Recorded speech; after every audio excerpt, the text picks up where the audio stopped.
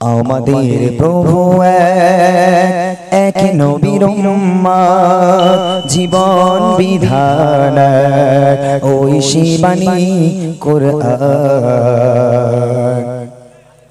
আমাদের প্রভু এক নবীর উম্মত জীবন বিধান ওই শিবানী কুরআন। আমাদের প্রভু এক নবীর উম্মত জীবন বিধান ওই শিবানী কুরআন। তবে কেন এক হে মুসলমান এক করিয়া হবার। তবে কেন এক হে মুসলমান এক করিয়া হবার। আমাদের প্রভু এক নবীর উম্মত জীবন বিধান ওই শিবানী কুরআন। আমাদের প্রভু এক নবীর উম্মত জীবন বিধান ওই শিবানী কুরআন। তবে কেন এক হে মুসলমান এক করিয়া হবার। তবে কেন এক হে মুসলমান এক করিয়া হবার।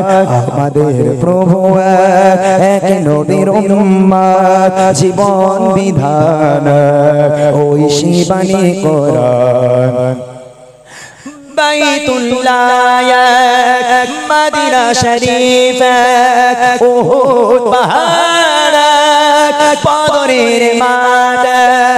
বাইতুল্লাহ মদিনা শরীফ উহুদ পাহাড় বদরের মাঠ।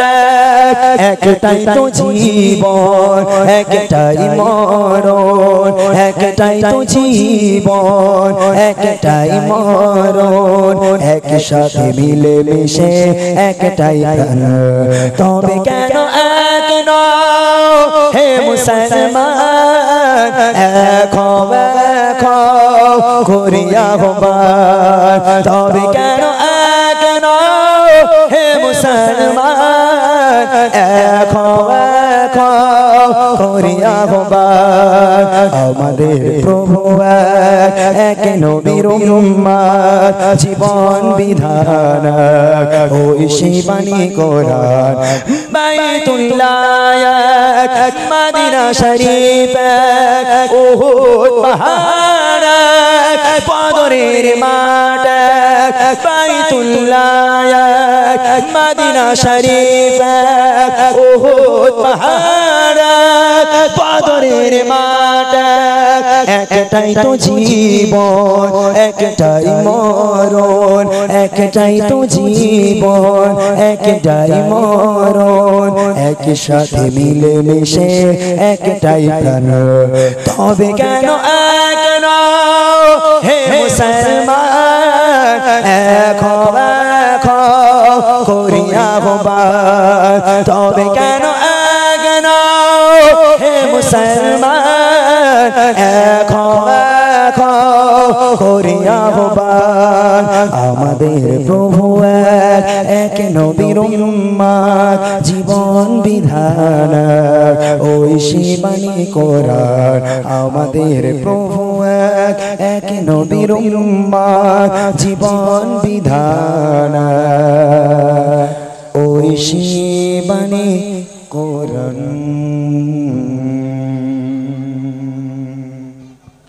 মাশাআল্লাহ শুনলেন, এটা একটি বাংলাদেশী কালাম। এবার ভাইদেরকে বলবো যদি রিকোয়েস্টের কালামটাকে একটু আগে আগে দিয়ে দিতে। আর আমরা কিছু কালাম যেগুলো নিত্য নতুন কালাম সেগুলো আমি ইমরান ভাইকে বলবো গেয়ে দেওয়ার জন্য আগে আগে। আমার ভাইরা বলেছে ইহুদি নারী গাইতে হবে, তো ইহুদি নারী ইনশাআল্লাহ হবে, একটু অপেক্ষা করতে হবে। একের পর এক আপনাদেরকে শোনানো হবে। এগোচ্ছে তোরা ওখানে চট থাকতে এখানে বসিস কেন? ঠান্ডা লাগবে তো তোদের, চটে গিয়ে বস। ওরা ইউটিউবার? আচ্ছা আচ্ছা, সব ইউটিউবার, ফোনে সব বড় বড় ফোন হাতে, সব তাকবীর দে জোর করে, নারে তাকবীর। তোদের মসজিদ কত দূর এখান থেকে? ও পেছনেই মসজিদ। আচ্ছা নামাজ কালাম পড়িস? সবাই পড়িস? হ্যাঁ, দেখবেন প্রায় মসজিদে, শুধু আমি আমাদেরটা দেখেছি বলে বলছি, আমি প্রত্যেক স্টেজে বলি, যারা নামাজ কালাম পড়ে তারা জানবেন, দেখবেন এই ছোট ছোট বাচ্চারা নামাজ পড়তে যায়। আমি একদিন মাগরিবের ফরজ নামাজ পড়ছি, পড়ে সুন্নত নফল পড়বো, চলে আসবো। তো আমি দেখছিলাম কোনো কোনো টেলিফোন 8-10 জন আমার পাশে দাঁড়িয়েছে, আমরা সব একসাথেই নিয়ত করেছি। করার পরে আমি এখনো রুকু করিনি, ওদের দেখি 2 রাকাত সুন্নত 2 রাকাত নফল শেষ, সব বাড়ি চলে যাচ্ছে। আমি বললাম আমার একটু শরীর স্লো হয়ে গেল, শরীর অসুস্থ নাকি?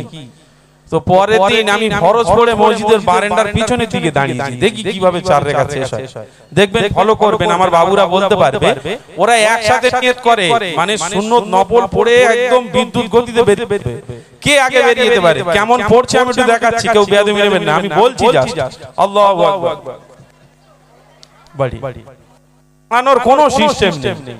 ফরজ নামাজ হচ্ছে, আমরা শেষ অবস্থায় একজন বাচ্চা উঠে আরেকজনকে ফটাস করে ম্যাডাম মেরে দিল, ও আবার উঠে ওরে ফটাস করে, শুধু আওয়াজই হচ্ছে পিছনে, আমরা সালাম ফিরিয়ে দিয়ে সব সুফি সানলাইট বসে আছে, কেউ কিছু জানে না। এখানকার বাচ্চা কাচ্চা ভালো নাকি? তোরা ভালো? বিশাল ভালো। তাকবীর দে, নারায়ে তাকবীর, জোরে হোক নারায়ে তাকবীর, নারায়ে তাকবীর। হ্যালো, মায়েরা আমাকে বলছে ভাই